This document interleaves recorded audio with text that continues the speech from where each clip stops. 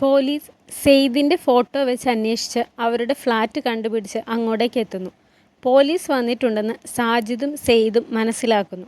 അവർ അവിടുന്ന് രക്ഷപ്പെടാൻ ശ്രമിക്കുന്നു.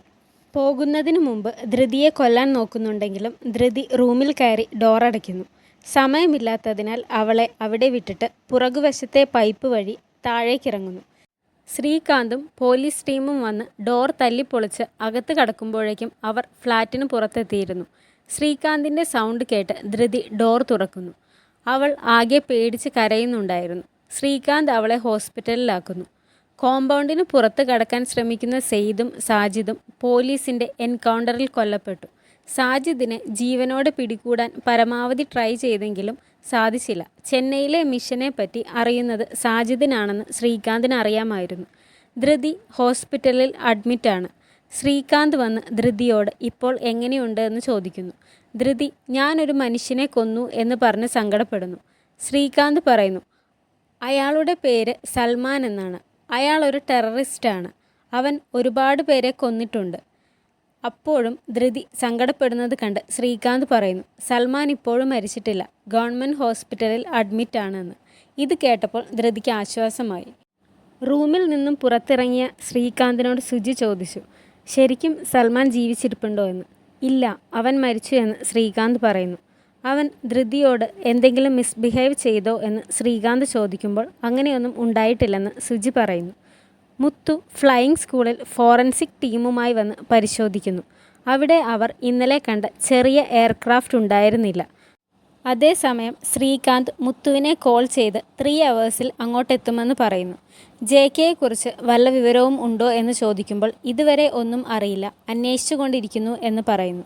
ബോംബ് ഫിറ്റ് ചെയ്തിരുന്ന ചെറിയ പ്ലെയിൻ ഇവിടെ മിസ്സിംഗ് ആണെന്നും മുത്തു പറയുന്നു. ലണ്ടനിൽ ഭാസ്കരനെ അന്വേഷിക്കുന്നതിന് ദീപൻ ഒരു പ്രൈവറ്റ് ഡിറ്റക്റ്റീവിനെ ഏൽപ്പിച്ചിരുന്നു. അയാൾ ഭാസ്കരനെ കണ്ടെത്തി ഇപ്പോഴത്തെ അഡ്രസ്സ് ദീപനെ ഏൽപ്പിക്കുന്നു. ദീപൻ സംബിത്തിനെ വിളിച്ച് ഭാസ്കരനിപ്പോൾ ഫ്രാൻസിലുണ്ടെന്ന് പറയുന്നു. സെൽവയും രാജിയും പ്രഭുവും കാർത്തിയും കൂടി പ്ലെയിൻ ഒരു വലിയ ട്രക്കിനുള്ളിൽ ഒളിപ്പിച്ചു കൊണ്ടുപോകുന്നു. ഇടയ്ക്ക് വെച്ച് പോലീസ് പരിശോധന ഉണ്ടാകുന്നു. വെഹിക്കിൾ ഇൻസ്പെക്ടർ ചെക്ക് ചെയ്യുമ്പോൾ അതിൽ വിൻഡ് മില്ലാണ്, അത് ഫാമിലേക്ക് കൊണ്ടുപോകുന്നു എന്ന് പറയുന്നു. ഇത് കൊണ്ടുപോകാനുള്ള ട്രാൻസ്മിറ്റ് പെർമിറ്റ് ഉണ്ടോ എന്ന് ചോദിക്കുമ്പോൾ ഇല്ല എന്ന് പറയുന്നു. എന്നാൽ വണ്ടി ഇവിടെ കിടക്കട്ടെ, പെർമിറ്റ് വാങ്ങിയിട്ട് വരാൻ പറയുന്നു. സെൽവ അയാൾക്ക് കൈക്കൂലി കൊടുത്ത് ഒതുക്കാൻ നോക്കുന്നുണ്ടെങ്കിലും അയാൾ അത് വാങ്ങുന്നില്ല. വണ്ടിയിലിരിക്കുന്ന രാജിയെ ആ വെഹിക്കിൾ ഇൻസ്പെക്ടർ ശ്രദ്ധിക്കുന്നു.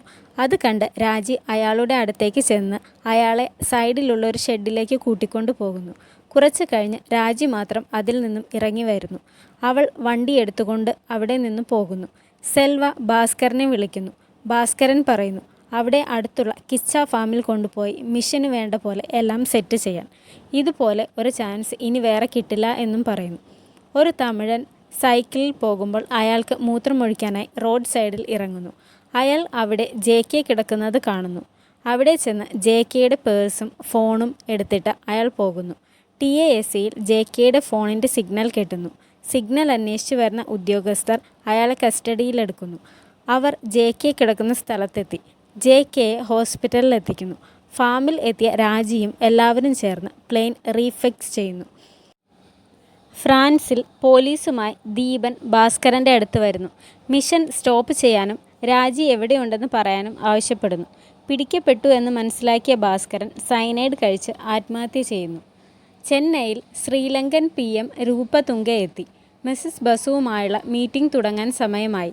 പ്ലെയിനിൻ്റെ സിഗ്നൽ കിട്ടുമോ എന്ന് നോക്കുകയാണ് ശ്രീകാന്തും മുത്തുവും. പക്ഷേ ഒന്നും കിട്ടുന്നില്ല.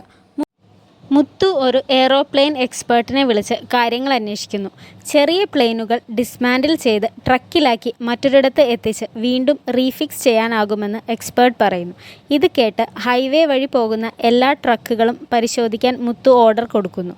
എല്ലാ ചെക്ക് പോസ്റ്റുകളിലും പരിശോധന ശക്തമാക്കാനും പറയുന്നു. ഇതേസമയം സെൽവയും പ്രഭുവും കാർത്തിയും ചേർന്ന് പ്ലെയിൻ റീഫിറ്റ് ചെയ്തിരിക്കുന്നു. മുത്തുവും ശ്രീകാന്തും കൂടി ബാംഗ്ലൂർ ചെക്ക് പോസ്റ്റിൽ വന്ന് രാജിയെക്കുറിച്ച് അന്വേഷിക്കുന്നു. അവിടെ ഉണ്ടായിരുന്ന ഓഫീസറിനെ രാജിയുടെ ഫോട്ടോ കാണിച്ചിട്ട് അവർ ഇവിടെ വന്നിട്ടുണ്ടോ എന്ന് ചോദിക്കുമ്പോൾ ഇല്ല എന്ന് കള്ളം പറയുന്നു. ഞങ്ങൾ നാഷണൽ സെക്യൂരിറ്റി ഓഫീസേഴ്സ് ആണ് എന്ന് പറയുമ്പോൾ ഞാനും ഒരു പേട്രിയോട്ടാണ്, എൻ്റെ രാജ്യത്തിന് വേണ്ടി മരിക്കാൻ ഞാനും തയ്യാറാണ് എന്ന് പറയുന്നു.